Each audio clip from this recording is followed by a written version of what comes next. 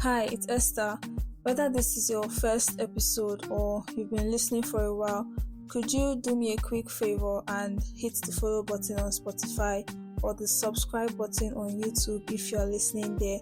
It really helps to boost visibility so Life Weekly can reach new listeners, and it also makes sure that you never miss an episode.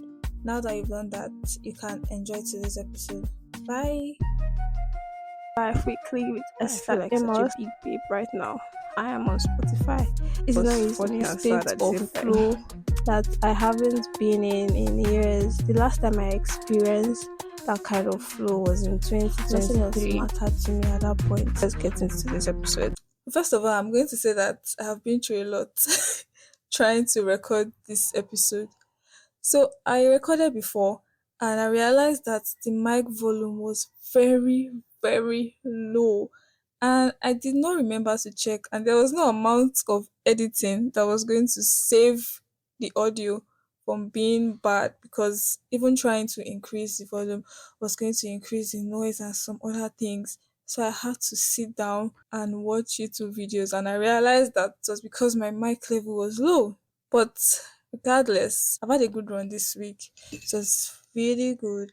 And one of the reasons I say I had a good run is because I was able to do most of the things I wanted to do every day. I had a to do list. I used to have a to do list, but I don't know why I stopped. But like something just activated in me like 3 days ago. And while I was setting a to do list, one of the things I remember that I started doing was having a sleep time. And this sleep time is from one BGS, one best graduating student from one university. He was talking about the secret to his academic success in quotes.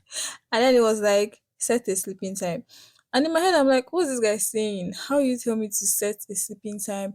What if I have things to do? What if I've not finished doing some things? Will I just can't sleep like that? But now that I set a sleeping time, it's as if my brain now has a time frame to complete tasks. So it's not thinking of, oh, you can do this in overnight. It's thinking of stopping everything by 9 p.m. So every available time during the day, I insert tasks to do. And it has really been good. I've been sleeping well and waking up early, sleeping early, waking early, and having a head start in my day. So one of the things I was able to do a whole lot this week was read articles. I read articles about climate, about the environment, about tech, biographies, and a whole lot. And I have some of my favorites. But before I get into telling you guys about the articles, yesterday or today, let me just say today made it 4 years since I had my first service in uni. And looking back, 2026 seemed so far away when it was 2022. But now it's here, and I'll be graduating soon, and it feels so unreal. But I'm thankful, regardless. I'm thankful to God for the journey, for growth, for the people I have met, and all of that. And yeah, back to my articles. So the first article that stood out to me was the one I read about friendship. The girl was complaining about not having friends. It was funny. And it reminded me of the time in like 2020, 2021, where there was this trend where people would say, oh, I don't have friends. And it made them look really cool. Like it was cool to say that you didn't have friends in 2020, 2021 ish. But now things have changed and I'm happy. Nobody, people are looking for community. People are looking to have an inner circle. They're looking for people who will love and care for them. Nobody wants to be lonely again. Loneliness is not cool anymore, and it's very good. And in the article, the author spoke about how people want friends, but nobody is willing to initiate anything. Everybody is waiting for the other person. No one wants to initiate conversations. Nobody wants to come off as too strong. But if you're looking for friends, that's one of the things you have to do. You have to, whether it's pride that is doing you or anything, you have to calm down and actually initiate things that would build a connection so you can have friends. And one of the things that she wrote that was really surprising is how people are even going to TikTok and they're like, oh, text me, let's be friends. And when I used to see posts like that, I used to think that, oh, maybe it's just play. Oh. Maybe they are farming engagements. I didn't know that people actually meant it. Like, you're looking for friends online. Leave online people first. The people in your church, in your school, go and say hi and talk to them. I feel like people chat too much these days without wanting to have more physical interactions. Technology has done a lot. And so the second article I read, that was my favorite. Oh, not my favorite.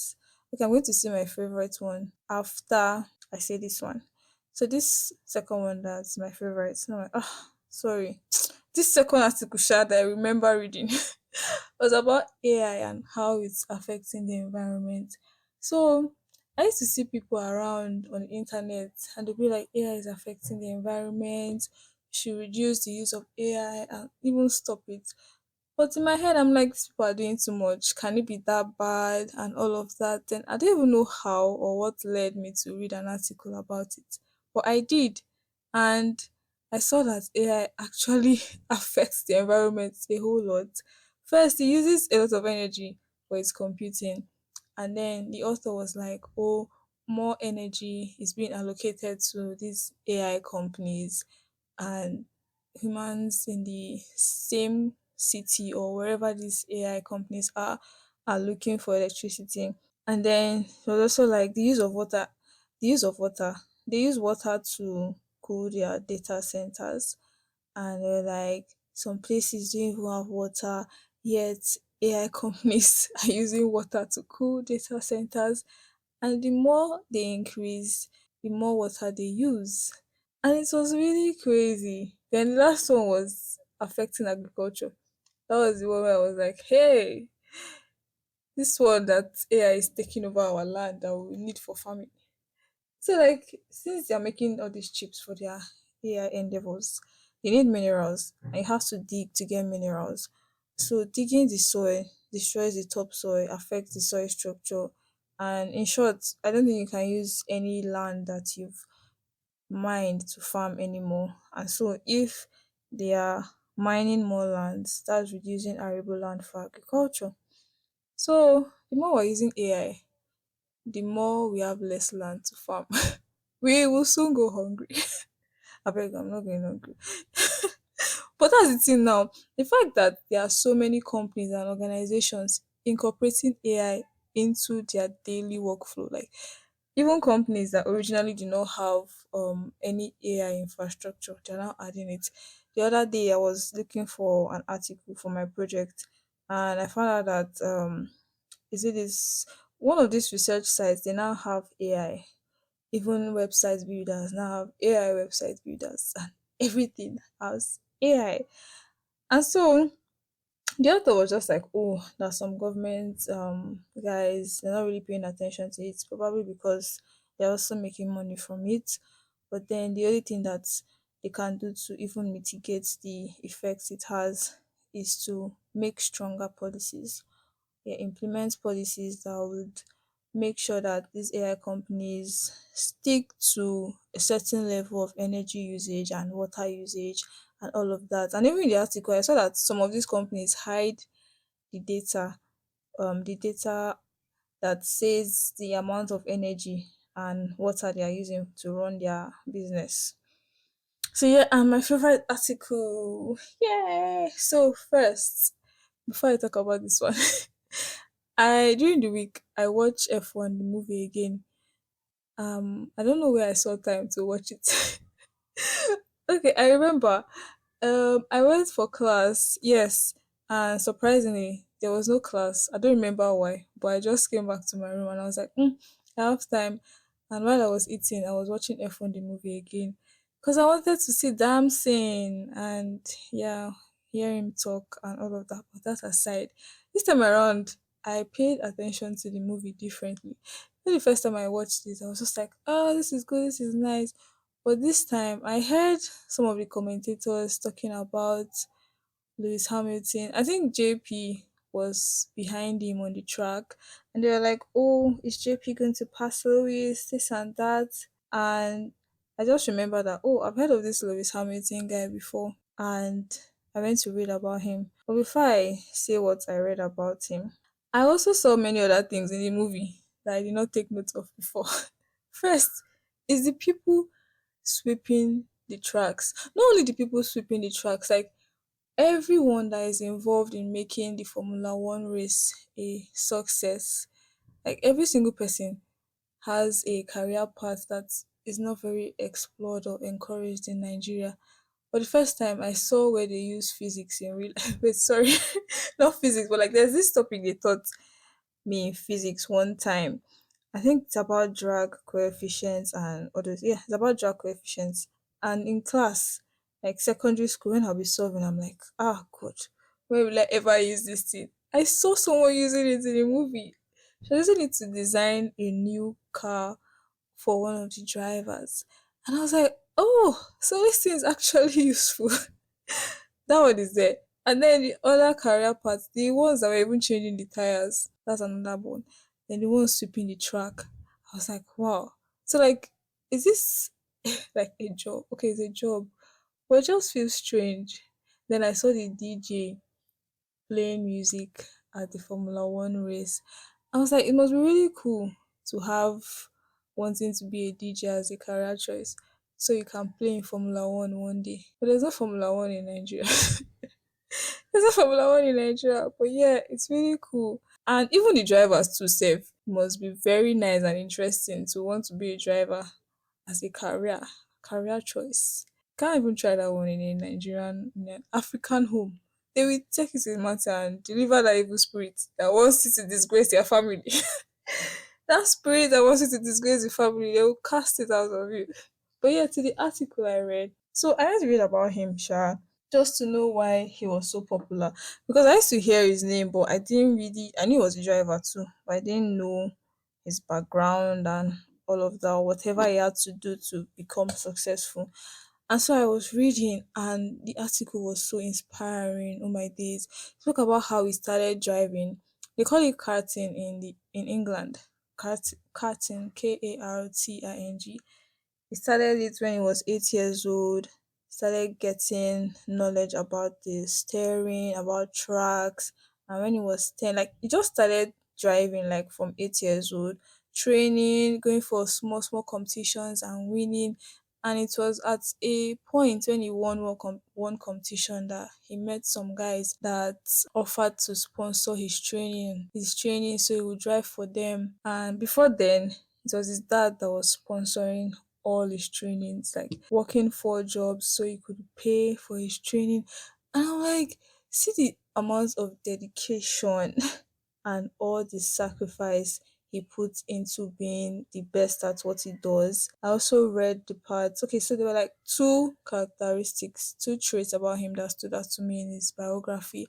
The first one was mental resilience. So there were seasons where he didn't have any major win. Like he was winning races on the tracks, but there was one statistics they were saying that he won races but he didn't win, is it leagues or something? I know, but there were seasons where he didn't win as much. And there were seasons where he had rivalry, even with his teammates. Like his teammates was fighting with him on the track. And they were like, they didn't all those things didn't stop him. Like he kept getting better and pushing to be the best at what he does. It's like he didn't see any competition or he didn't see any of those things as things that are worth jeopardizing his career over. And I think that's very good. And the second one was sacrifice. He was like, okay, they were like in the article, he had to sacrifice so many things, sacrifice playtime because he was young when he started, and at that time, children are playing with sand. Children are playing with sand and other things, but because he was passionate about this whole driving thing and wanted to drive in Formula One day, he had to sacrifice playtime for training time, had to sacrifice relationships and money, everything. Like most of the money he had or his family had was going into his training. So there was no like, or maybe they had some cheat days, but a lot of sacrifice went into his training. And I just think it's so nice. The things that people do to get what they want. It's really nice how our desire for something can be so strong that we can do anything just to get it. I see, yeah, those are the articles I read. So one other funny thing that I did this week. So there's this group I'm in where they send jobs, opportunities, and other scholarship stuff. So I saw this job application link, and I was like, oh, nice, because I saw like my career path there, and I clicked on it. I was like, oh, let me even see what they are asking. Let me see what they're asking people in my field. Though, as I open it, the first thing they were like, "Oh, this job is the pay is between 1 million to 3 million per month," and I was like, "Nice, nice, nice." And I wrote my name, wrote my email, and I got to the questions. And I got to the questions. They were like, "Submit a 1,000 word document answering any of these five questions." They're like, "You can use AI." You see, they're like, you can use AI, but your work should be original. Like, use AI to brainstorm. That sounds really weird. I feel like we should use our brain to brainstorm, but oh well. Use AI to brainstorm and submit the questions. I was just reading the questions. I was like, what is this? The first one, they were asking about tax reform. Tax reform. Yes, tax reform. And I know I've heard about it around, but I've not really sat down to read anything about it. And then the second one I saw was something about crypto. And me, I've left crypto world a long time ago. I don't even know what's happening there again. And then I could answer like the third and the fourth questions, but like I didn't answer it. I just thought, oh, they seemed like questions that I could reason out. So the third question that I saw, they're asking about child deck. They're asking about, okay, the last three questions were about businesses that, okay, see this business, what is the competitive landscape for them, and in what ways are they not taking advantage of the market?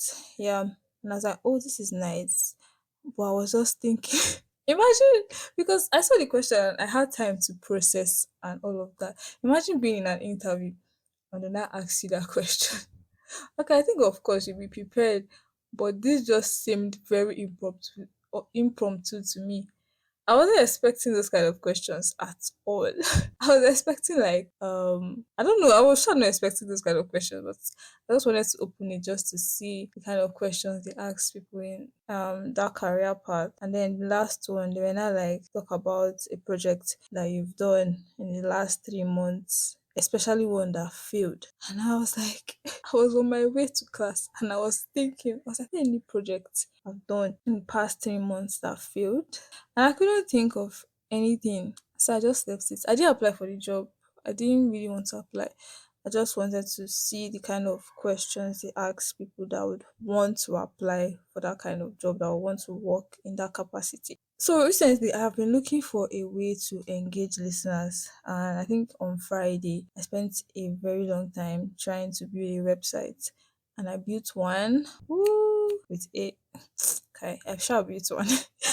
I built one and I plan to ask questions based on a theme every week. And I shared the link. I posted it on my WhatsApp status, and there's one I saw. So people replied, and there's one that I want to read. So the question is, the question I asked was, what? Okay, the theme for the week I said was sacrifice, and then I was like, what did you sacrifice? Like to share your story of sacrifice. So I was like, what did you sacrifice and why? So someone wrote that she sent someone money on Twitter because the person was a single mom and she definitely needed the money more than her. This is really so nice and cute.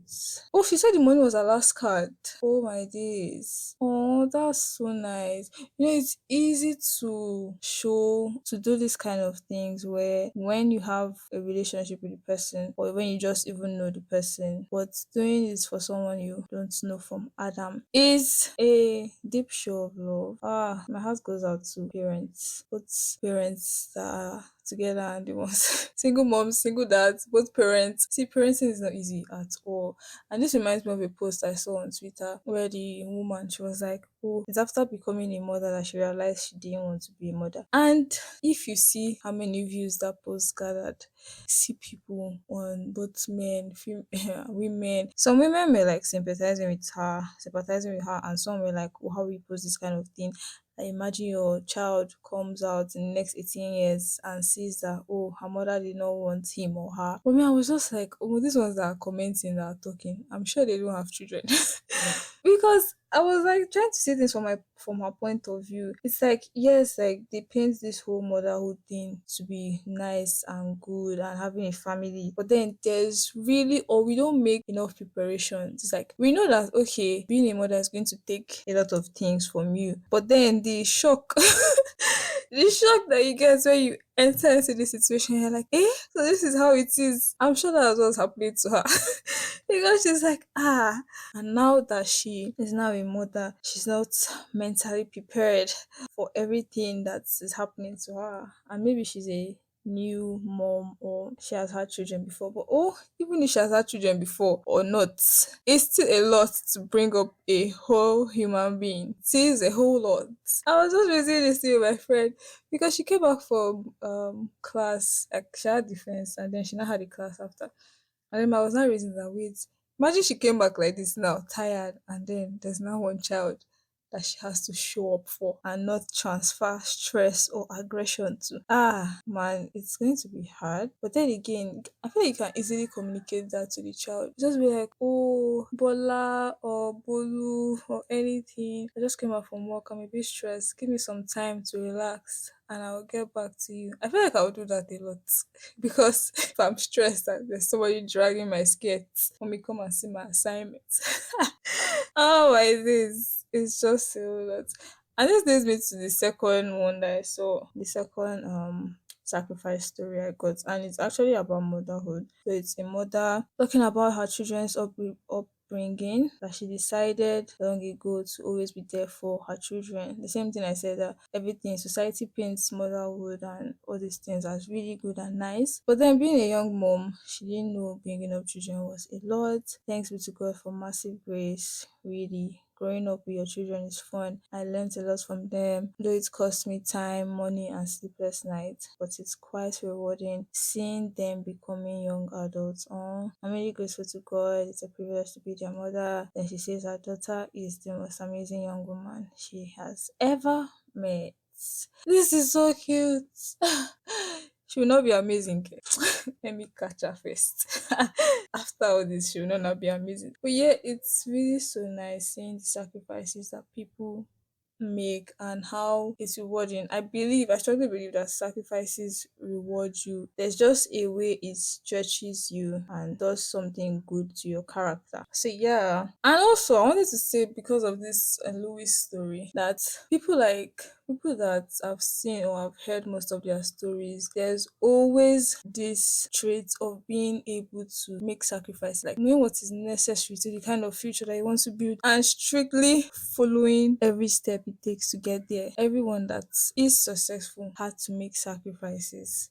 I think during the week I was meditating on this scripture where Paul was like, all things are lawful for me, but I will not be brought under the power of any. And then the second one, all things are lawful for me, but not all things are expedient. Showing that yes, you're allowed to do anything in your life, but the things that you're choosing to do with your life, are they important? Will they contribute to the future that you want to build? If not, and they may be good things, yeah, they may be good things, but it's time. Time is the deciding factor. Like I was telling my friend the other day, I was like, having children is good, but if you go and have a child now, it's going to be a bad thing because now is not the time for you to have a child. I would wonder, everybody would wonder where you got that child from.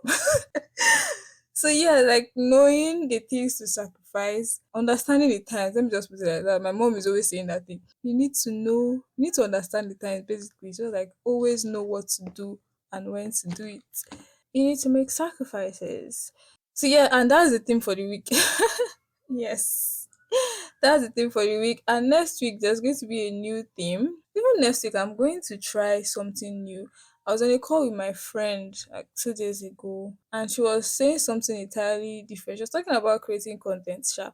And as she was talking, I got this idea to do something new, like creating a segment for that on this same podcast, and I'm going to try it this week. So the next episode will be the first episode for the new segment, but it's still going to be like counted as an episode on this podcast, but it's just a new angle to Life Weekly. Just keep your hopes up. So yeah, a new theme will be up next week. The link to submit your stories and your experiences based on the theme will be in the description box. So do well to fill it up, and I hope you go on to have an amazing week. And if you're going to try setting a sleep time, let me know how it goes. And also like, follow, subscribe, share, do all those things. Thank you for listening. Bye.